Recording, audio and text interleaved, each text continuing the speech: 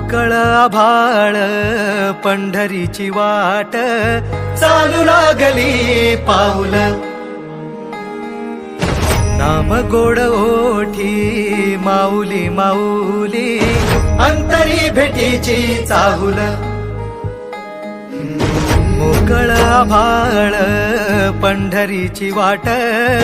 चालू लागली पाऊल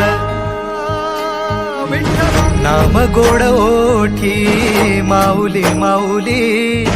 अंतरी भेटीची चाहुल निघाली पाऊले दर्शनी